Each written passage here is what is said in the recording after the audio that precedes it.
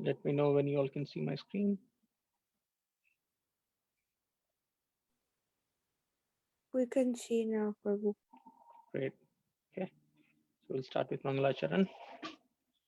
Om Ajnanatimirandhasya Jnananjana Shalakaya Chakshurunmilitam Yena Tasmai Shri Guruve Namaha Shri Chaitanya Manobhishtam Sthapitam Yena Bhutale Swayam Rupa Kadamayam Dadati Swapadantikam Vandeham Shri Guru Shri Utapadakambalam Shri Gurun Vaishnavamscha Shri Rupam Sagrajatam Sahagan Raghunathanvitam Tam Sajivam Sadhuvaitam Savadhutam Parijan Sahitam Krishna Chaitanya Devam Shri Radha Krishna Padan Sahagan Lalita Shri Vishakhanvitam He Krishna Karuna Sindhu Deenabandhu Jagatpate Gopesh Gopika Kanta Radha Kanta Namostute Tapta Kanchana Gaurangi Radhe Vrindavaneshwari Vrishabhanu Sute Devi Pranamami Hari Priye Vancha Kalpatarubhyascha Kripa Sindhubhya eva cha Patitanam Pavanebhyo Vaishnavebhyo Namo Namaha Jai Shri Krishna Chaitanya Prabhu Nityananda Shri Advaita Gadadhar Srivasadi Gaura Bhakta Vrinda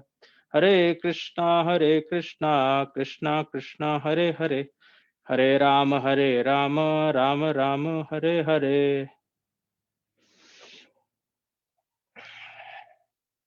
Okay, so I'm going to read the verse.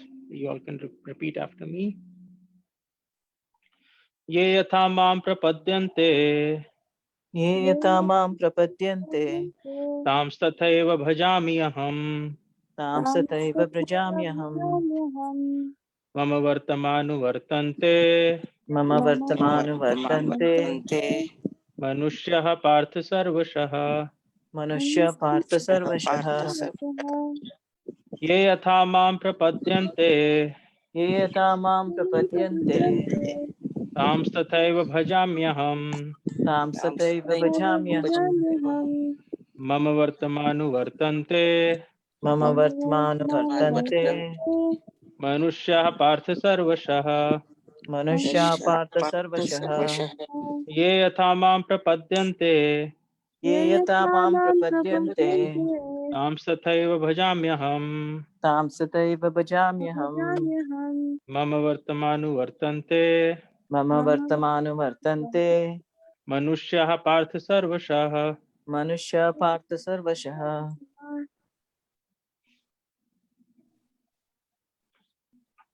ये यथा मां प्रपद्यन्ते ये यथा मां प्रपद्यन्ते तां तथैव भजाम्यहम् तां तथैव भजाम्यहम् मम वर्तमानुवर्तन्ते मम वर्तमानुवर्तन्ते मनुष्या पार्थ सर्वशः मनुष्यः पार्थ सर्वशः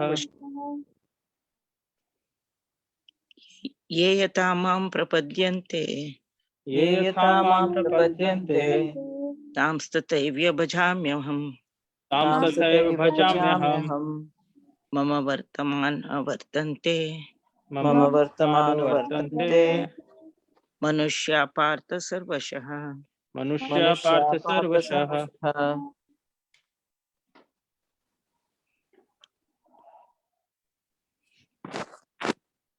Anyone else? ये यथा मां प्रपद्यन्ते ये यथा मां प्रपद्यन्ते तां तथैव भजाम्यहम् तां तथैव भजाम्यहम् मम वर्तमानुवर्तन्ते मम वर्तमानुवर्तन्ते मनुष्याः पार्थ सर्वशः मनुष्यः पार्थ सर्वशः. Okay, synonyms. Ye, all who, yatha, as, mam, unto me, prapadyante, surrender, tan, them, tatha, so, ev, certainly, bhajami, reward, aham, I, mum, my, my, Vartama, Vartma, Vartama, Path, Path, Anuvartante, Anuvartante, Anuvartante, follow, follow, follow, Manushya, Manusha, Manushya, all men, all all men, men, Parth, Partha, Partha, O son of Pritha, O son of Pritha, Osankrita, Sarvashah, Sarvashaha, Sarvashaha, in all respects. in in all all respects. respects. Translation and purport by His Divine Grace A.C. Bhaktivedanta Swami Srila Prabhupada. Srila Prabhupada ki jai.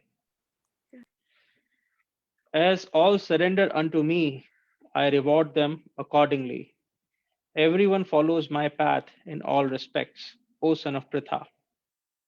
Purport. Everyone is searching for Krishna in the different aspects of his manifestations.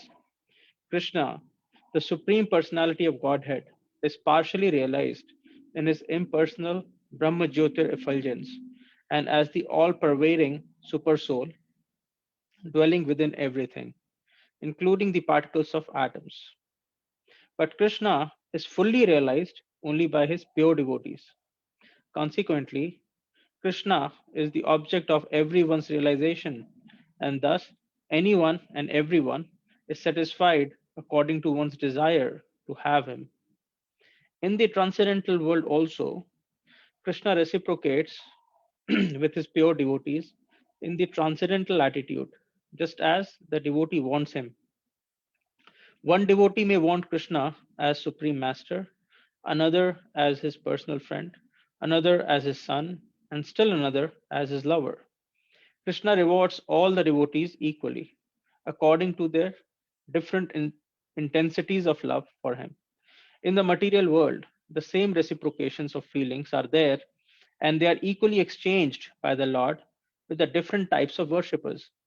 The pure devotees, both here and in the transcendental abode, associate with him in person and are able to render personal service to the Lord and thus derive transcendental bliss in his loving service. As for those who are impersonalists and who want to commit spiritual suicide by annihilating the individual existence of the living entity, Krishna helps also by absorbing them in his effulgence. Such impersonalists do not agree to accept the eternal, blissful personality of Godhead. Consequently, they cannot relish the bliss of transcendental personal service to the Lord, having extinguished their individuality. Some of them who are not firmly situated, even in the impersonal existence, return to this material world, return to this material field to exhibit their dormant desires for activities. They are not admitted into the spiritual planets, but they are again given a chance to act on the material planets. For those who are fruitive workers, the Lord awards the desired results of their prescribed duties as the Yageshwara, and those who are yogis seeking mystic powers are awarded such powers. In other words, everyone is dependent for success upon His mercy alone, and all kinds of spiritual processes are but different degrees of success on the same path. Unless, therefore, one comes to the highest perfection of Krishna consciousness, all attempts remain imperfect, as is stated in the Srimad Bhagavatam. Akamah sarva kamo va moksha kama udaradhi tivrena bhakti yogena yajeta purusham param. Whether one is without desire, the condition of the devotees, or is desirous of all fruitive results, or is after liberation, one should, with all efforts, try to worship the Supreme Personality of Godhead for complete perfection, culminating in Krishna consciousness. Namo Vishnupadaya Krishna Pristhaya Bhutale Srimate Bhakti Vedanta Swaminiti Namine Namaste Saraswati Deve Gauravani Pracharine Nirvishesha Shunyavadi Paschatya Deshatarine. So, this is one of the most often quoted verses by Srila Prabhupada. I will read the translation again. As all surrender unto me, I reward them accordingly. everyone follows my path in all respects, O son of Pritha. Ye yatha mam prapadyante tam sathaya bhajamyaham mama vartamanu vartante manushya partha sarvasha. Right. So here there are 2 points that Krishna is making. Right. First is about reciprocation. Right. That Krishna reciprocates according to the reciprocation that he receives from Jivatmas. And the second point that he's making, that no matter who you are, whether you are a devotee or an impersonalist or a karmi, like a fruitive worker or whoever, we are all following Krishna's path, or we are all seeking Krishna, and there is no doubt about it. Right? So those are 2 very, very important points actually. And if we understand these 2 points, it can actually help us to realize the absolute truth. Right? So first of all, we have to understand that no matter who we are, in what material circumstances we are all seeking Krishna and Krishna only. As Prabhupada is saying, everyone is searching for Krishna in the different aspects of his manifestations, right? So people, who are seeking Krishna as the Supreme Personality of Godhead, as as a devotee, we are of course after the supreme perfection of understanding our absolute nature, right? But there are also many spiritual seekers who are primarily after the impersonal aspect of the Supreme Lord. That's called Brahma Jyoti, right? So they are also actually seeking Krishna only. They may not call him Krishna, right? Because they don't really have a realization of the personal form of the Lord. But Brahma Jyoti is nothing but the effulgence coming out of Krishna, right? So just like the sun and its rays, right? So in a way, the rays of the sun are dependent upon the sun, right? They do not really have their individual existence or separate existence. Similarly, Brahma Jyoti is based or is dependent upon the Supreme Lord, Lord Shri Krishna. As Krishna also says, Brahmanohi pratishtaham. Right? Krishna clearly says that in that verse that I am the basis of Brahman. Right? So Brahman does not really have any separate existence. So whether they may realize or not, whether they may acknowledge it or not, but impersonalists are actually seeking Krishna, but they are seeking the impersonal form of the Supreme Lord. But Krishna is fully realized only by his pure devotees. Prabhupada is making it very clear. And actually, Krishna himself has made it pretty clear throughout Bhagavad Gita. Right? He says, Brahma bhuta prasannatma na shochati na kankshati sama sarveshu bhuteshu mad bhakti labate param. Right? So, Brahma bhuta prasannatma, once a living entity understands that he is not this body, but he is Brahma, he is happy, right? He is naturally happy. Na shochati na kankshati. All of his worries go away and all of his desires go away at that stage. Samah sarveshu bhuteshu. And he considers everyone to be the same, right? Because he's looking at everyone as Brahman, everyone as part and parcel of the Supreme Lord, although he does not have the idea that there is anything like a Supreme Lord, a personal form of the Supreme Lord. He does not really have that understanding, but he understands that everyone is Brahma, right? I am also Brahma, he is also Brahma, she is also Brahma, everyone is Brahma, right? He has that understanding. That's why Krishna is saying, Sama Sarveshu Bhuteshu. And then finally he says, Mad Bhakti Labate Param, right? So that's the natural progression of an impersonalist, right? After he has realized the Brahman aspect of the Supreme Lord, the next natural progression is to understand that devotional service of the Lord, right? He has to adopt the devotional service of the Lord to reach the ultimate perfection of life, which is to serve the Supreme Lord. To maintain, we have to understand that we always have our own individuality, right? Krishna has his own individuality. Similarly, we have our own individuality. So the perfection is to be able to serve the Supreme Lord in through the means of loving devotional service, right? So that's the natural progression. Even a person who is an impersonalist, eventually has to come to the platform of the devotional service for him to attain perfection. And anyone who is not able to do that, Krishna says, Ashratadhana Purusha Dharmasya Asya Parantapa Aprapya Mam Nivartante Mrityu Sansara Vartmani.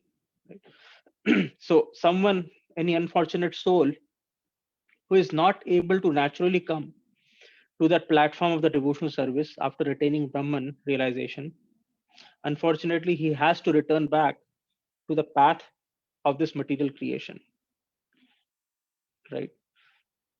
Ashraddhana Purusha Dharmasya Asya Parantapa Aprapya Mam Nivartante.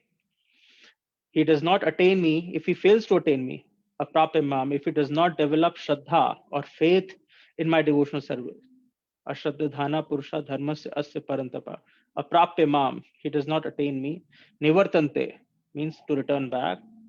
Mrityu Sansar means the material world, the temporary material world, and Vartamani, again the word path, right?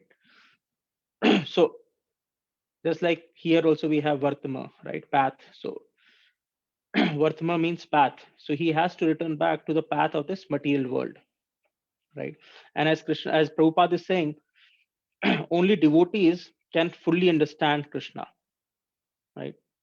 So no one by their own efforts can understand Krishna, but a devotee, because a devotee is completely dependent upon the mercy of the Supreme Lord, only he can attain the complete understanding of the Supreme Lord, right? No one else through their effort, no one else can understand Krishna completely, no matter who he or she may be, right? No matter if he's a biggest yogi out of, he has been meditating for a very long time, but unless and until the living entity comes to the path of devotion, it's impossible to understand uh, Krishna completely in his absolute form, right?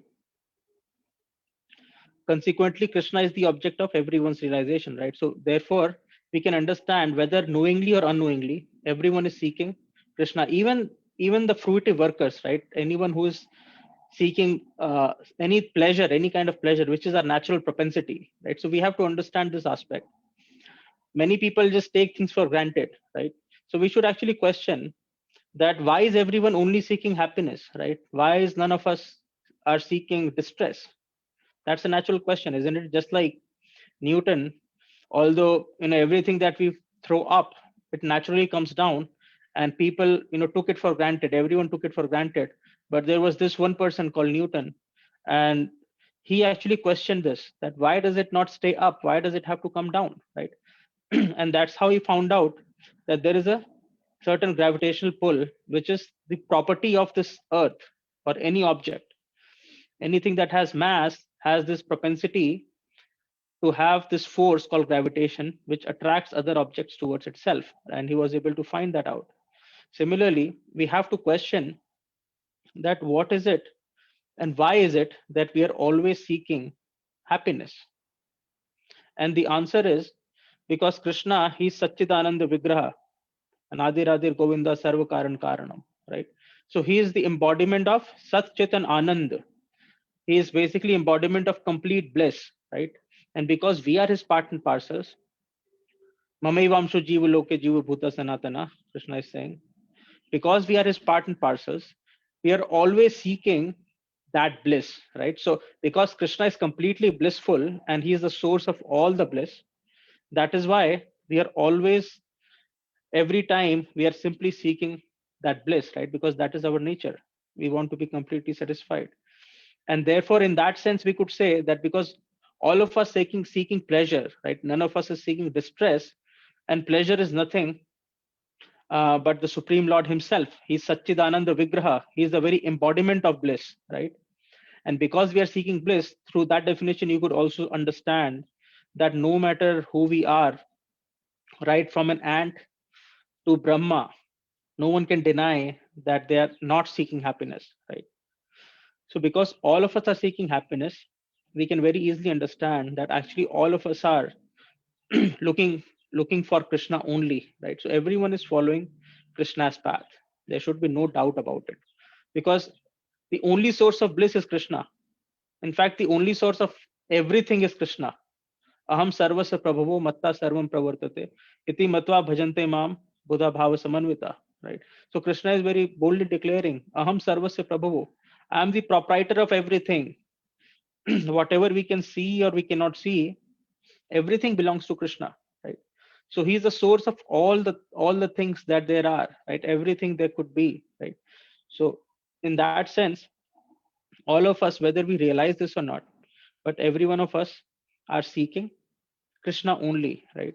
But Krishna reciprocates, although he is equanimous to everyone, right? He does not differentiate, but devotees who want to serve Krishna, right, and who surrender themselves to Krishna, Krishna reciprocates accordingly, right? And he says that in Bhagavad Gita, that based on your reciprocation, although I am Name dveshasti na priya, there is no one who I'm envious towards and no one who I'm affectionate. Name dveshasti na priya ye bhajante tu mam bhaktya maite teshu chapyaham, Krishna says, right? But those who worship me out of their love and devotion, I also maite teshu chapyaham, they stay in my heart and I stay in their heart, right? So Krishna and devotees share a very, very intimate relationship, which is not possible by anyone else, right?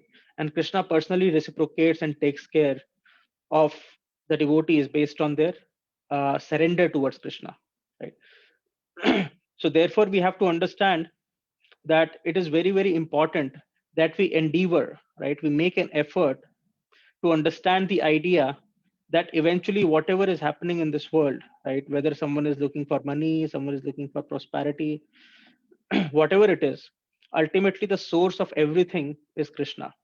The only difference is, all of the energies of Krishna, they are all manifestations of the energies of the Supreme Lord, right? But all of these are transient, right? They are changing from time to time. Krishna is the only one who is constant, right? So Krishna is always there. The knowledge, the material knowledge that we seek or we obtain in this material world, that ends when this body ends, right? When then we have to take the next birth, and then you have to start that same process again of earning a degree, earning new knowledge. All of that has to start from scratch. Similarly, money, whatever amount of effort we may make towards earning money, and no matter how rich we become, it's a universal fact that eventually we have to give it up. There is no way that you can carry the money with you, right? Although we may be seeking money, right? So money is also a kind of manifestation of Krishna only, right?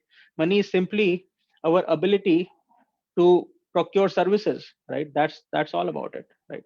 So that too, in that sense, uh, is an energy of the Supreme Lord. So everything that we see in this material world, whether moving or non-moving, is a transformation of Krishna's energy, right? And Krishna says that under my supervision, material nature, this material nature is essentially running the show, right? So everything that we have in this material world is a transformation of the three modes of the material nature, and one must understand this, right? So why one should be seeking uh, the inferior energy of the Supreme Lord, and we have to understand that we are the supreme energy of the Supreme Lord, right? So everything material that we see in this material world, all of that is the inferior energy of the Supreme Lord. Bhumir apo nalo vayu kham man buddhir evacha ahankar ityame binna prakriti astada aparayam itastanyam prakriti vidhi me param jiva bhuta mahabaho ya idam dharite jagat. Krishna says aparayam itastanyam prakriti vidhi me param. So Krishna is saying beyond these gross energies of mind, right? Bhumi apo nalo vayu, right? Bhumi earth, vayu water, anil agni or fire, vayu air, and then kham means ether, right? Bhumi apo nalo vayu kham, man buddhir evacha ahankar, right? Mind, intelligence, and ego. They are all separated energies of the Supreme Lord. Aparyamitastanyam, but beyond this, there is another energy, the superior energy of mind. Aparyamitastanyam prakriti vidhi me param. The word param here is important, right? Param means superior. So we are all the superior energy of the Supreme Lord. And therefore, we can only be satisfied by engaging in the loving devotional service of the Supreme Lord. There is no way that we can find happiness in this material world through some transformation of the material energy. It's simply not possible because we do not belong to it, right? It is totally different, totally separate from who we actually are.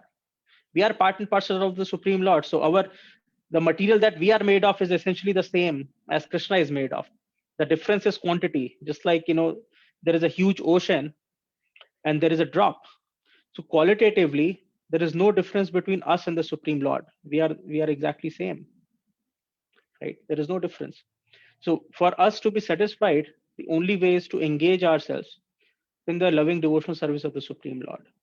But we are foolishly trying to think due to false ego, because of us being envious of the Supreme Lord and thinking that we are the creators, right?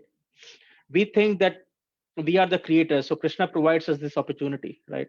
We request Krishna, oh Krishna, we want to create something for you, and therefore Krishna says, okay, if that's what you desire, you go ahead, right? Because Krishna respects our free will, right? We all have a free will, because if we did not have a free will, there wouldn't be any difference between, let's say, a rock and us, right? We would be just like a machine, which Krishna does not like. So Krishna, he never interferes in our free will.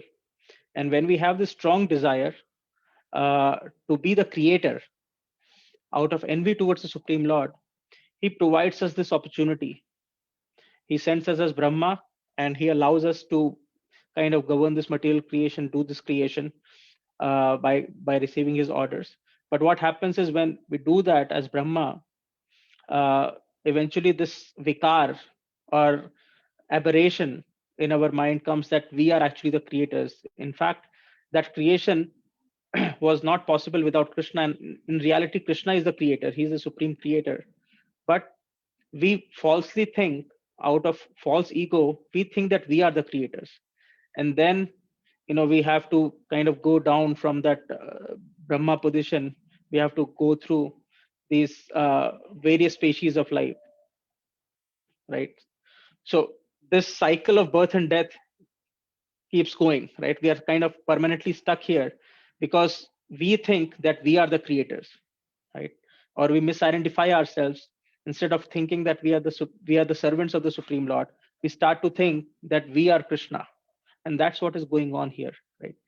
So until and unless this vikar or this aberration is corrected, it is fixed, and we understand that everything is actually coming from Krishna, there is no happiness in being the creator, because we cannot be the creators, right? That is not our natural position. We simply cannot be, right?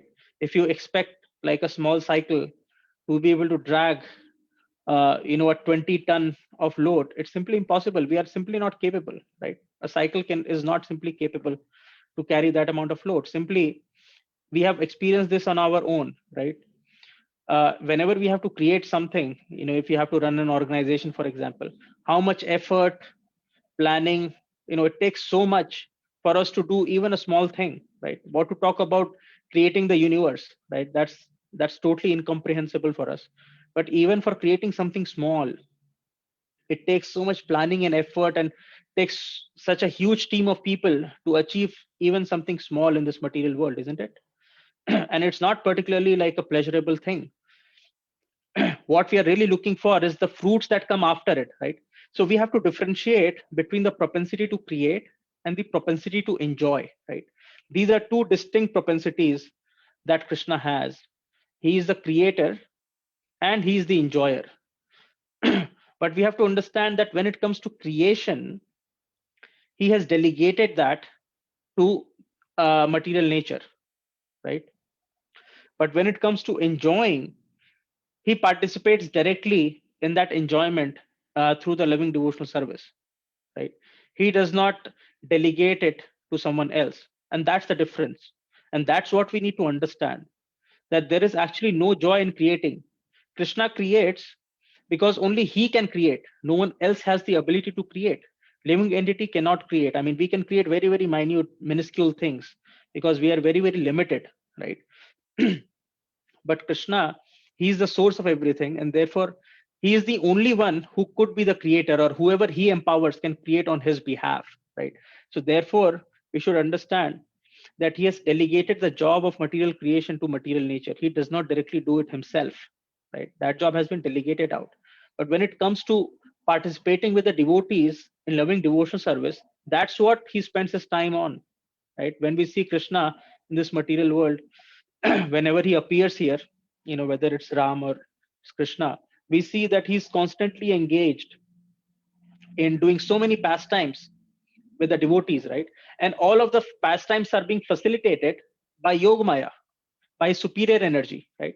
Similarly, all the pastimes here in this material world, whatever we are doing in this material world, they have all been arranged for us by the material energy of the Supreme Lord, by Mahamaya, right?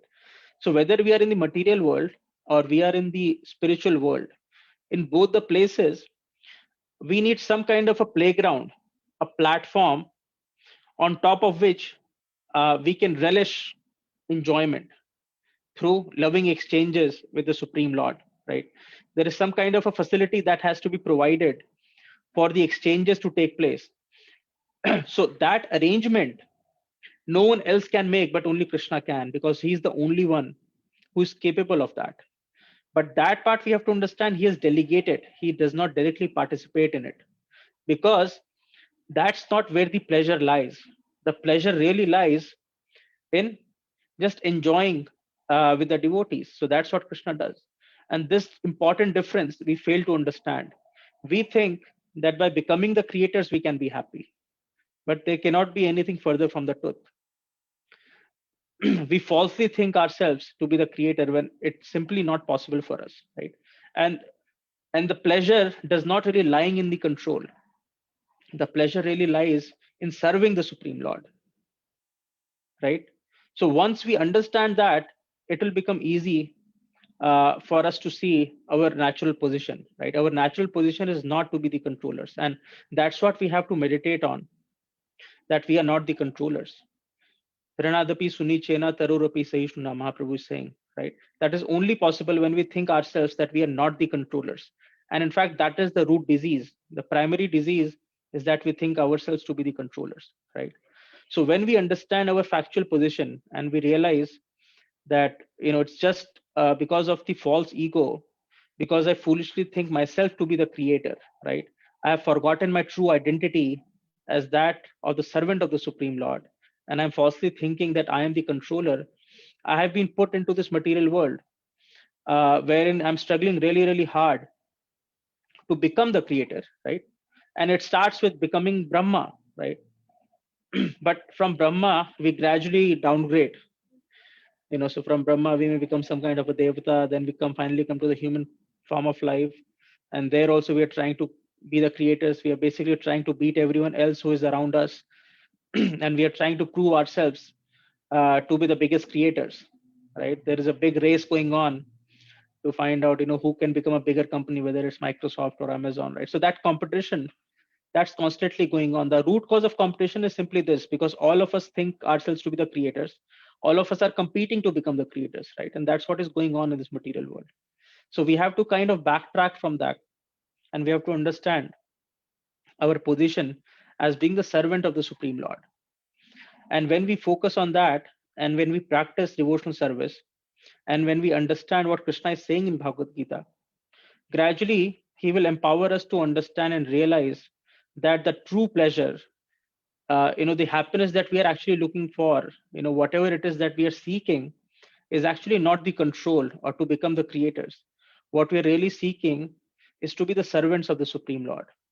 And when we realize that, we can attain perfection, right? So therefore, here Krishna is saying that everyone is seeking him only and no one, nothing else, right? Because he is the source of all of the pleasures that there are, right? So therefore, we have to be very, very clear on this aspect. We should not foolishly aspire to merge our existence with the Supreme Lord. As Prabhupada points out, that's like a spiritual suicide, right? Because by doing that, they cannot really relish what we are really seeking, which is the serving Supreme Lord in various capacities. Even in the spiritual world, as Prabhupada points out, we have very, very unique relationships with the Supreme Lord. Some of us are reciprocating with the Supreme Lord because we have a desire to serve him in the capacity of a friend, right? In Sakya Bhav. And Krishna reciprocates in turn as a friend, just like he did with Arjun, right? Some of the devotees, like Yashoda Maya, she's serving the Supreme Lord as her child, right?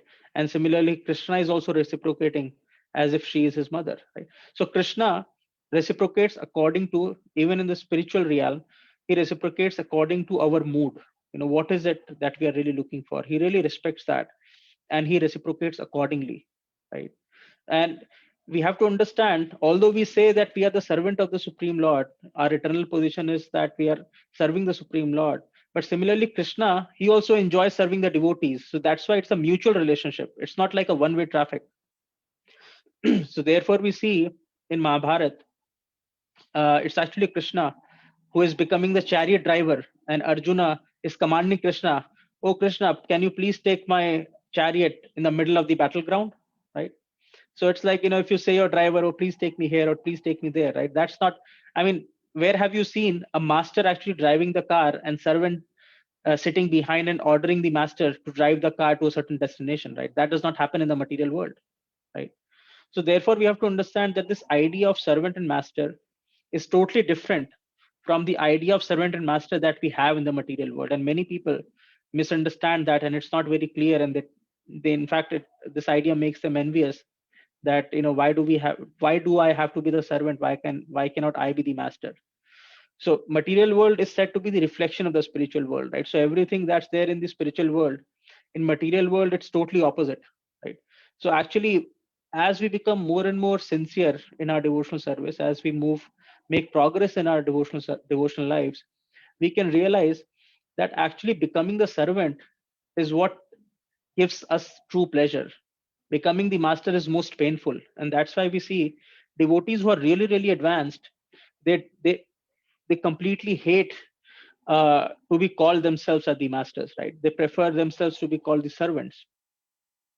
So we have to understand that in the spiritual world, it's a totally different relationship. We see Krishna is actually the one who is serving everyone, and similarly, everyone else is trying to serve Krishna. But that service, there is no pain attached to it. Like in this material world, when someone tags someone else as a servant, there is a lot of pain, right? There is a lot of disrespect around it. But in the spiritual world, that is not the case. In fact, we see Krishna, he's lifting the Govardhan hill, right? So when Indra is pouring this heavy downpour, and all of the Vrindavan Vasis and the Brij Vasis are really, really scared. Oh, what are we going to do now? Right? They cannot really do anything about it. It's beyond their control. That's when Krishna comes and he lifts, a huge mountain. He is hardly a child of 3 or 4 year old, and he's lifting this big hill to serve all of the devotees, all of the Brijvasis, right? So who is serving whom, right? We clearly see that actually Krishna, he's serving the devotees all the time. Similarly, so many of his friends, there is always some or the other demon attacking them, and Krishna is the one who's protecting everyone else, right?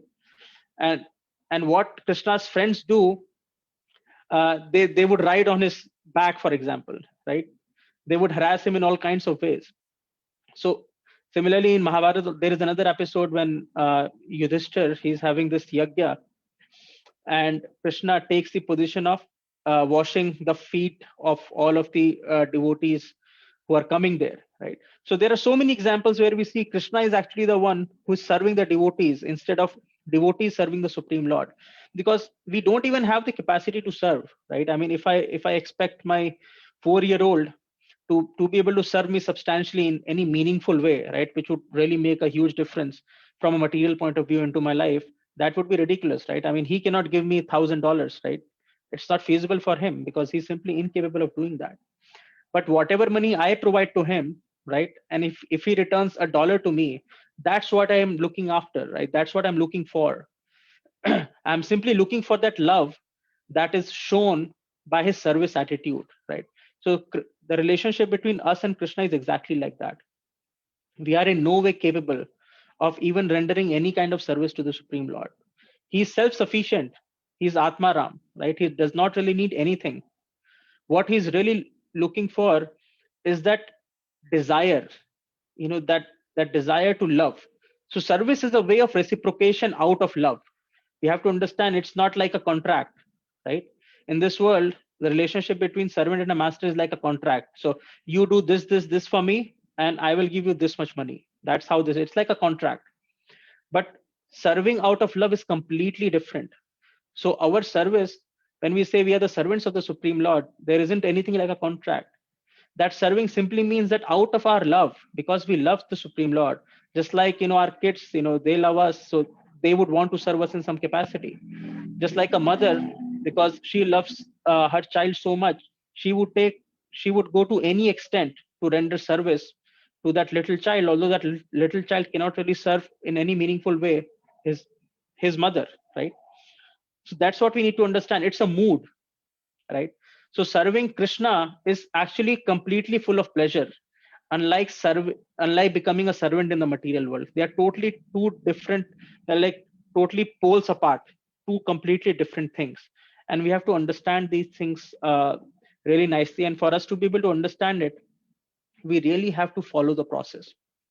Until and unless we follow the process, unless and until we chant sincerely, we follow the four regulative principles, we try to understand from our spiritual master and from the devotees. This is a very, very confidential science. It is not cheap. Raja Vidya Raja Guhyam Pavitram Idam Uttamam Pratyaksh Avgamam Dharmam Susukam Kartum Avyayam, Krishna says, right? So Raja Vidya Raja Guhyam. Guhyam means secret. Why is it a secret and not just any secret? Krishna says this is Raja Guhyam. Raja Guhyam means king of all the secrets. So a secret is, I know something, and because it is a secret, I will not tell you, right? So that might be a secret. But king of all secrets mean even I can tell you, right, that this is what it is, but it probably won't make sense to you, right? You won't understand unless and until you are qualified. You have the qualification to understand.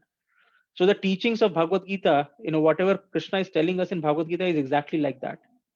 Unless and until we are qualified, whatever Krishna is saying in Bhagavad Gita, it is impossible for us to understand. We simply cannot. And we cannot understand it through our own effort. The only qualification we need is that we should not be envious of the Supreme Lord, and we should know to follow the instructions of the spiritual master, right?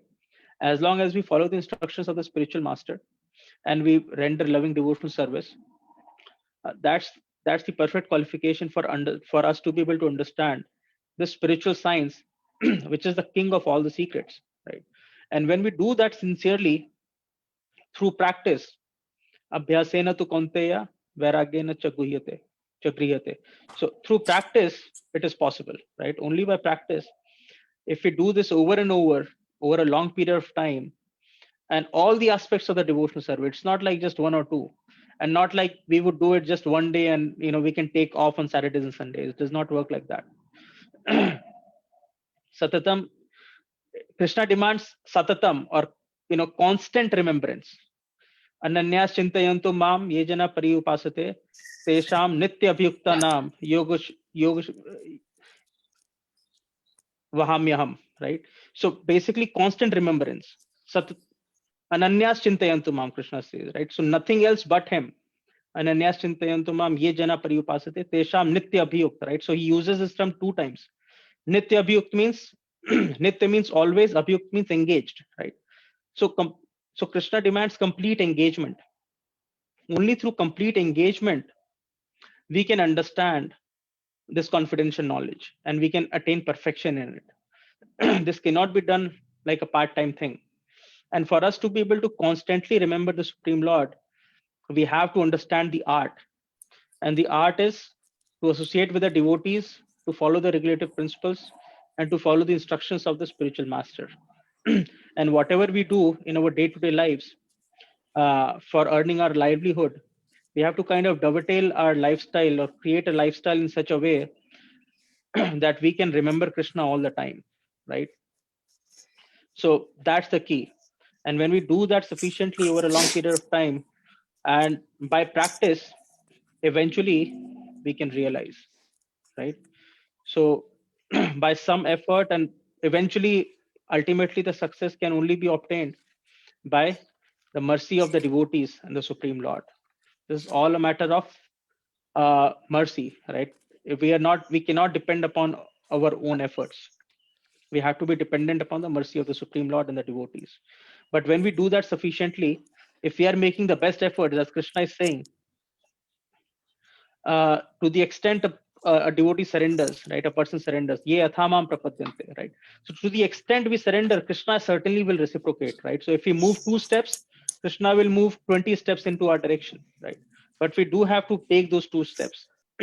If we stay at 0, then there is not going to be any reciprocation, right? But as long as we are moving ahead, as long as we are making some effort towards Krishna, as we are moving in his direction, Krishna will definitely run towards us and he will reciprocate. And that's the realization that many devotees have, that as and when they are performing the devotional service, they can actually see reciprocation of Krishna in their lives. I have interacted with so many devotees, and I'm sure you all must have also had that similar experience in your life. And after speaking with the devotees, all of us can realize Krishna reciprocating, and he always takes care. And we should have that confidence that Krishna will always take care, right? Because eventually all of us have to depend upon the mercy of the Supreme Lord. At the end of the day, while we are in this material world, we have our friends and family around us. We tend to seek help from them. But we have to realize that once we leave the body, there is no one, right? We are completely dependent upon Krishna's arrangement at that point, right? Similarly, when we take birth, when we are in the womb, there are so many things that can go wrong. It's such a complicated process, but Krishna still takes care, right? So Krishna has made perfect arrangement because he's perfect. He is the source of everything.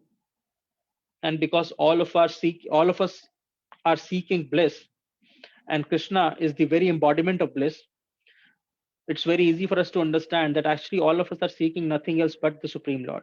We are all seeking Krishna only. And only by surrendering unto him, we can expect Krishna to reciprocate, and he guarantees that reciprocation. He will definitely reciprocate, right? To the extent we surrender, Krishna reciprocates. And when he reciprocates, gradually we can achieve the supreme destination, which is the loving devotional service of the Supreme Lord. So with that, I would conclude and see if there are any questions or comments. Hi there. Are you able to hear me? Yes, I can. Hare Krishna. Hare Krishna. I have a question. Yes, please. You were mentioning the demigods. No, you were mentioning, I don't remember, something about, well, my question, I wrote it down. Are demigods more of a quantity of Krishna than us? Like, for example, you were mentioning that we're small little pieces, and that we can't do what a sickle can do. Well, no, like a sickle can't pull a lot of stuff, and neither can we. I think that was what you were saying. And so a demigod is able to do a lot more than we can. And I'm wondering, does that mean that they have more pieces of Krishna inside of them? First of all, can I know who was speaking just now? Vinodini Dasi. Oh, Hare Krishna, Mataji. Thank you so Krishna. much.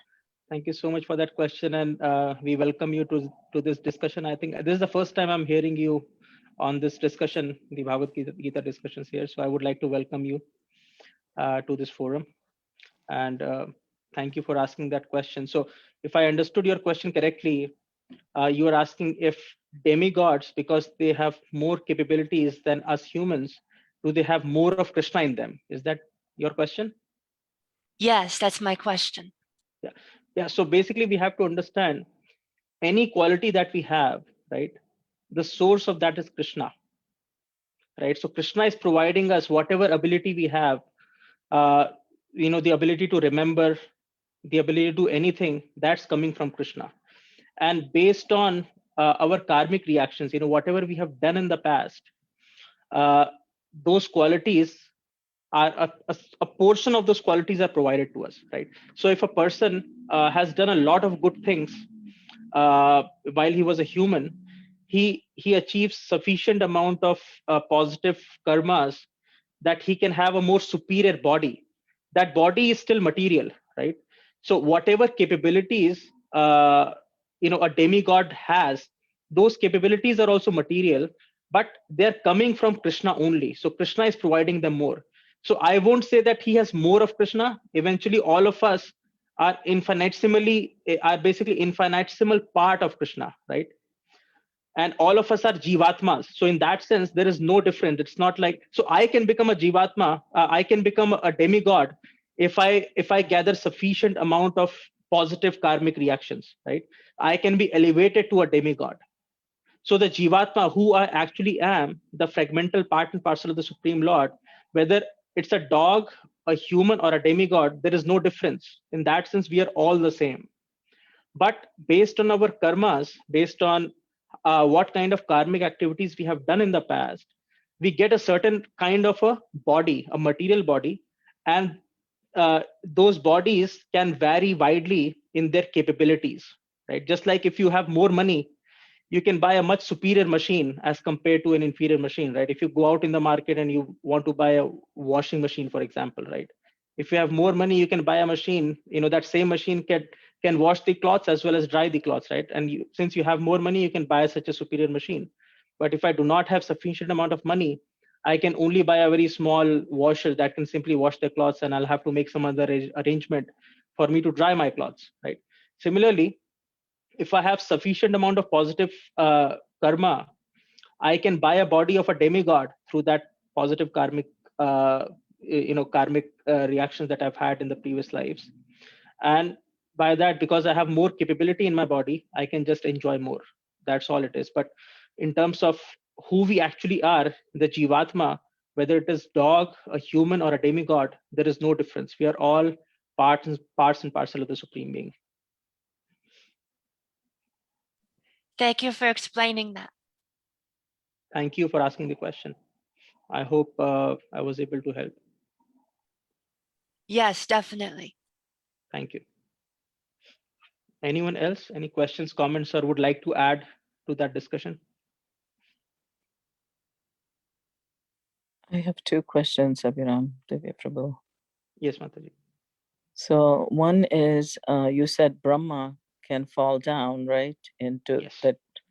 So, but also in that Abhirama Bhuvana Loka in the Bhagavad Gita, at the end it says Baladeva in that same purport, Baladeva Vidyabhushan Prabhupada quotes Baladeva saying that Brahma at the end of Pralaya, Brahma and the residents of Brahma Loka all go back to Vaikuntha and different spiritual planets according to their desires. Mm-hmm. So how does Brahma fall down? I was just thinking. Yeah. So Brahma, just like we were discussing about the demigods, just like demigods is a position, similarly Brahma is also a position, right? Even like a living entity can become a Brahma, and Brahma can also come down. So based on the qualification for us to go back to Vaikuntha is simply we have to have a strong desire to go back to our constitutional position, right? Whether it is a Brahma or a living entity, as long as we have that qualification, that intense desire to go back to the Supreme Lord, anyone can go. And if Brahma does not have that qualification, he will come down. As long as Brahma thinks himself to be the creator, he will have to come down. That's the basic qualification. Now, the verse that you're referring to, I haven't really... it's 8.16, I think, if you can go to it. Yes, sure. That way I will have a better context in terms of what is being said. It's that Abhirama Bhuvana Loka. Yes, I remember the verse, but I did not pay attention to the portion of the purport that you're talking about. It's at the very end of the purport. Okay. The lowest, all are places of misery, wherein repeated birth and death take place, but one who attains my abode never takes birth again. Okay. It's that Baladeva Vidyabhushan quote. Oh, this one? Yeah. So Baladeva Vidyabhushan, in his commentary on Bhagavad Gita, quotes this verse. When there is devastation of this material universe, Brahma and his devotees were constantly engaged. This is the key part, right? Right. Who are constantly engaged in Krishna consciousness, are all transferred to the spiritual universe and to specific spiritual planets according to their desires, right? So here is the key. Because they're constantly engaged in Krishna consciousness, there is a qualifier here, right? Brahma and his devotees, but not all Brahmas and not all of his devotees, who are constantly engaged in Krishna consciousness. So because Brahma and his devotees are constantly engaged in Krishna consciousness, they Generally are speaking, you're transferred. saying. Yeah, Okay. yeah. But not every Brahma. So, like we have our universe. Similarly, there are millions of universes, there are millions of Brahmas. Right. So not every Brahma will go back. Only the Brahma and his devotees who are constantly engaged in Krishna consciousness, only they will be transferred. So there is this I see. qualifier that we have here. Mhm. And this is the key qualifier. It applies to everyone. Anyone who is constantly engaged in Krishna consciousness will be transferred to the spiritual universe, based on whatever position they desire in the spiritual universe. Mhm. So that there's like that's a qualifier, not just a Yes. blanket statement, you're saying. Yes, Mataji. And that's why when we study Bhagavad Gita, we have to be careful, because almost in every verse you will see there is a qualifier. Mhm. Many places Krishna says, those who are my devotees, they come back to me, right? But there he attaches qualifiers, like I was just quoting that verse, Ananyas Chintayantu Mam, right? So many people ignore this term Ananyas. Ananyas Chintayantu Mam Ye Jana Pariyupasate Tesham Nitya Abhiyuk. So two qualifiers he's attaching. Ananya means nothing else but me, and Nitya Abhiyukt means constant remembrance. For only those people, Yoga Shemam Vahamyaham, Krishna is saying, for those people, I take care of whatever they have and I provide whatever they lack. So those qualifiers there are important. It's not like you just become a part-time devotee and you can expect that nothing will happen to you. It's not like that. Mhm. And the second question was, we have free will only actually in the human form of life. We really don't have free will once we go to the lower animal kingdom, right? No, actually, free will is always there. Because free will is the property of the soul. It's the property of the jivatma. It has nothing to do with the material body that we have. But the manifestation of the free will can happen in certain species, right? I mean, even if you look at a dog, he's free to roam around wherever he wants, right? And we have actually seen there are examples, like Gajendra was an example, right? He had the desire, because he got so frustrated by the fight, that he had that intense desire to go back to Krishna, and eventually Krishna took him, even in the life of an elephant, where he utilized his desire to go back. He was taken care of. So similarly, this free will is always there, but of course, it is the bodies don't have the capability to manifest that free will freely. It's Right. like, I mean, Gajendra was a special case, yes, but normally animals would not have the right, capacity exactly, to implement that free will in the right exactly, manner, right? exactly.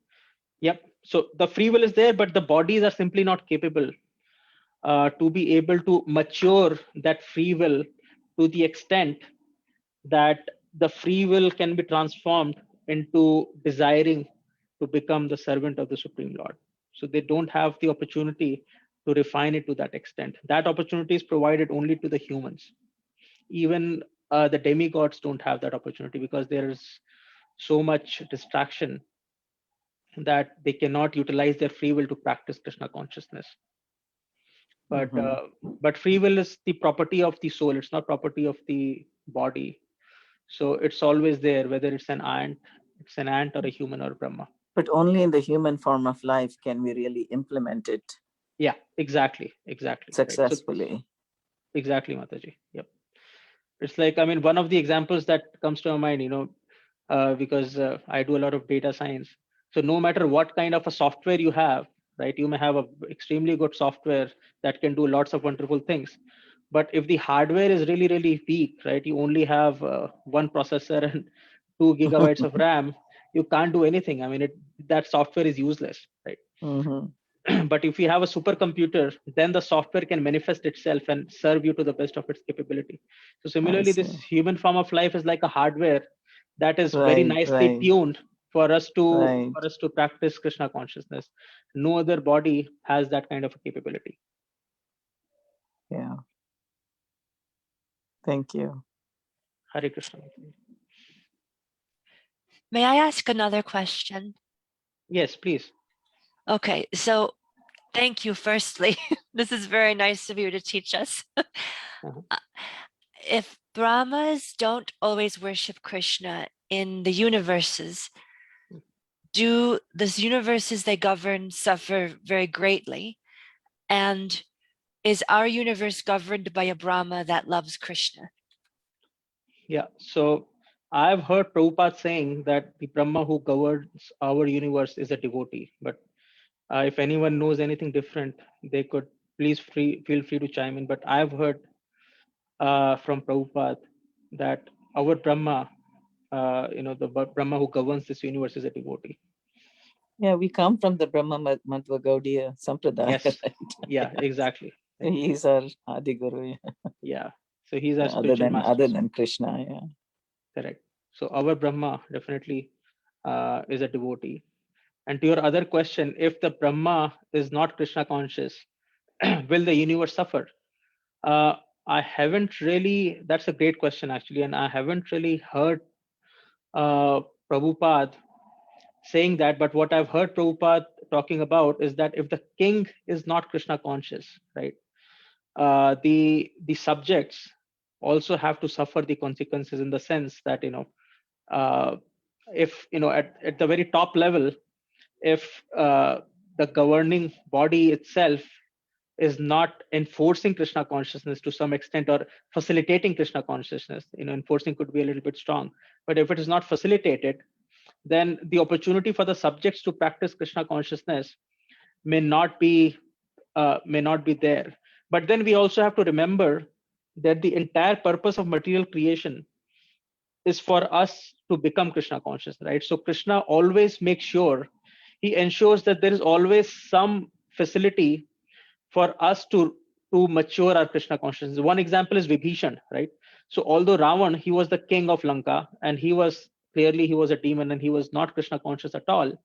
But Vibhishan was still able to practice Krishna consciousness, right? And when Hanuman came, he got the association of Hanuman, and Hanuman basically encouraged him to seek shelter of Lord Ramchandra, right? So Krishna did make the arrangement. Lord Ramchandra did make the arrangement for Vibhishan, although he was the only person in the entire kingdom who was Krishna consciousness, although the king himself was impious and he was not a devotee. But Lord Ramchandra made arrangement that Vibhishan is provided association and some facility so that he could come back and surrender to Lord Ram, right?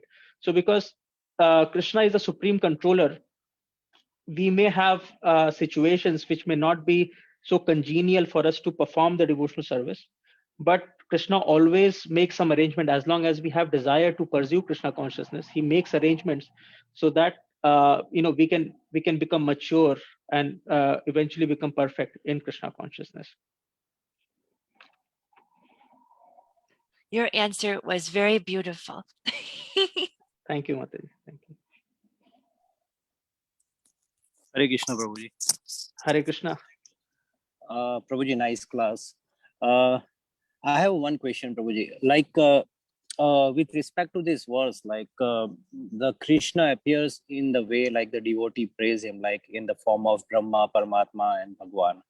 So my question is like, why did like Krishna himself has like created the Veda such a way, like the Jiva has all these things like the different form. Now, why not only the Bhagwan form? Like when the Veda initially came, Vedas is a mixture of everything, like the Karma Kanda, Gyan Kanda, Yes. all these things.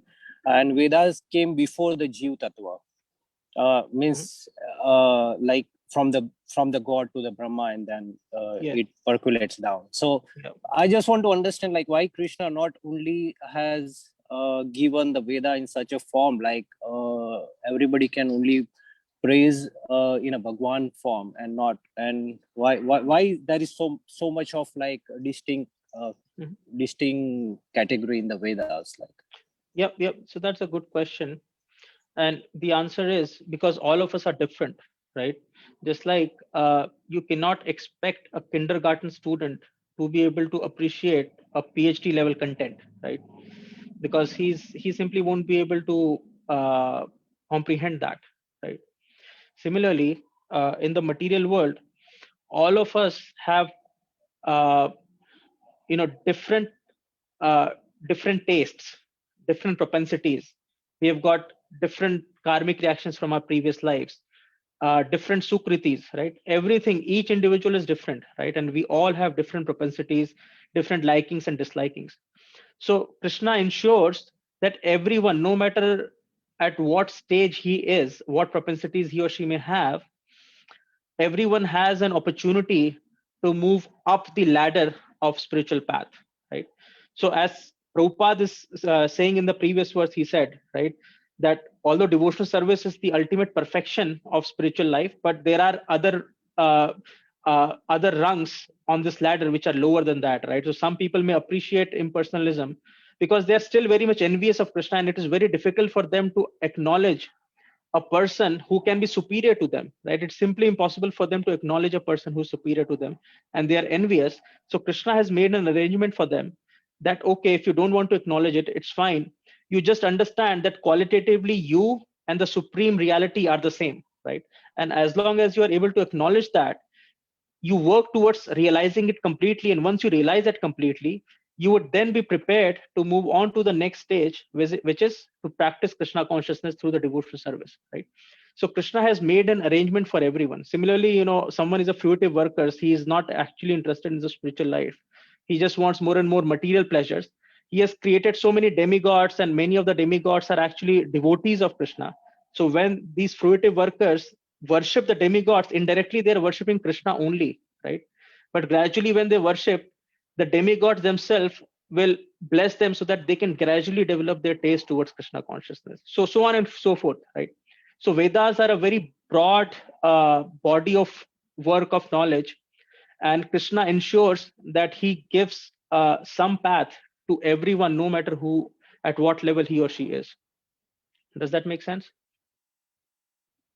Yes, Prabhu, I think. But my question, like, I want to understand, because the Vedas come before the Jiv Tattva. So God Yes. was predicting, like, when this material world will be formed, like, there will be the different kind of people, like, Yes. whose tastes are the different, and in that way the Vedas are being designed. Yeah, Vedas, it's the complete knowledge, right? So knowledge has always been there, right? Just like jivas are always there and material worlds come and they go, right? So knowledge is eternal, right? So Krishna already knows that there are different people with different propensities. So he has created the Vedas, which have karma kanda in it, they have impersonalism in it, and they have the devotional service in it as well, right? So there is something for everyone, right? No matter where he or she is. Right, Prabhu. Thank you very much, Prabhu. Yeah. Hare Krishna. Hare Krishna. Hare Krishna. Okay, so thank you all so much for listening so patiently and asking some wonderful questions. And I think it was a very nice discussion. And it's 11 past 8. So I would like to thank all of you for participating so actively. Hare Krishna. This was very wonderful. Thank you, Mataji. Hare Krishna. Hare Krishna. So let's pay obeisances to all the Vaishnavas. Vancha kalpatarubhyascha Kripa sindhubhyeva cha patitanam patitanam pavabhyo Vaishnavebhyo Vaishnavebhyo namo namaha. Ananta Koti Koti Vaishnava Vaishnava ki ki jai. jai. Srila Prabhupada Prabhupada ki ki jai. jai. Abhirama Divya Prabhu ki jai. Hare Krishna.